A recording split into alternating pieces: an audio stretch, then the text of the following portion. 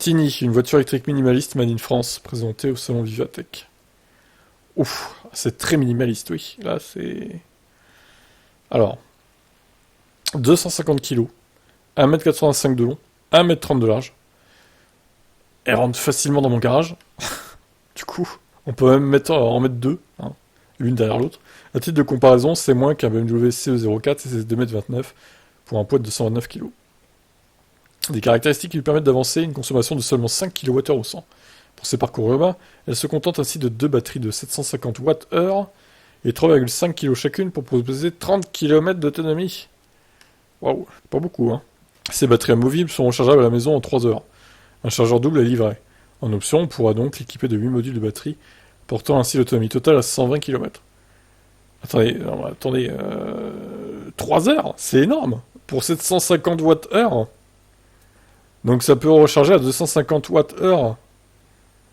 Enfin, 250 watts par heure. C'est minable la vitesse de recharge, c'est ridicule. Un peu de sérieux, s'il vous plaît.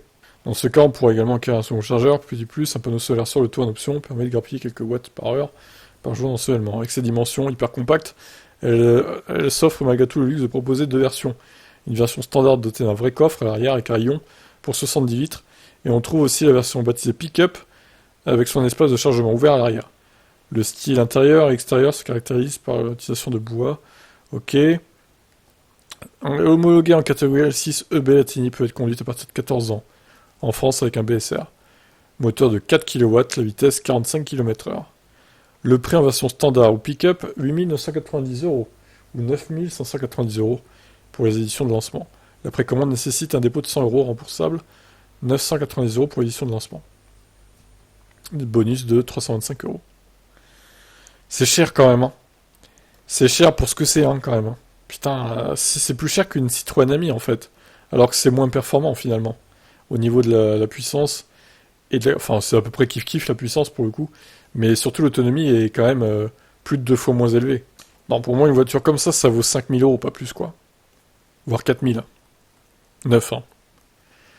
Et encore, 4 000, c'est beaucoup, je trouve. Donc là, clairement, non. C'est beaucoup trop élevé, quoi, le prix.